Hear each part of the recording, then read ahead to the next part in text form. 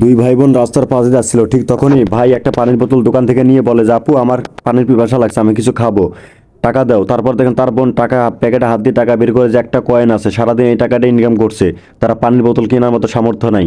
সেখান থেকে চলে যায় এবং দোকানদারটা সে বুঝতে পারে এবং পানির বোতলটা হাতে নেয়। আর এদিকে দেখেন দুই ভাই বোন মিলে একটা রাস্তার পাশে বট গাছের নিচে বসে থাকে এবং বসার পর ওখানে ঘুমিয়ে যায়। এবং এই দোকানদার ভাইটি চলে আসে, আসার পর সে ভাবে যে না, এই পানির বোতল দিয়ে হবে না, তাদের জন্য আরও কিছু আনতে হবে। এবং তারপর দেখেন সে পানির ব্যাগে এবং বিস্কিট, কেক এবং পানির বোতল সবগুলো নিয়ে আসে এবং ওর ভিতরে টাকাও আছে। তারপর দেখেন এখানে আসার পর বসার পর সে ভাবে যে এদেরকে ডাকবো কিনা। তারপর বলে যে না, সারাদিন হাঁটাহাঁটি করেছে, অনেক ক্লান্ত আছে, তাদেরকে না ডাকাই ভালো হবে, এখানে রেখে যাই, তারা ঘুম থেকে উঠে খেয়ে ফেলবে।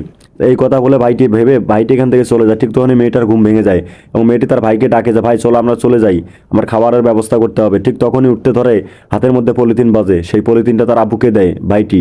এবং তার আপু দেখেন যে এগুলো সব দিক দিয়ে খোঁজে কিন্তু কাউরে পায় না, না পেয়ে তারপর তাকে একটা পানির বোতল দিয়ে একটা কেক দেয়। আর সে যখন একটা পানির বোতল বাড়ি করে কেকটা নিতে যায়, ঠিক তখনই দেখে ব্যাগের মধ্যে শুধু কেক আর পানির বোতল না, অনেকগুলো টাকাও।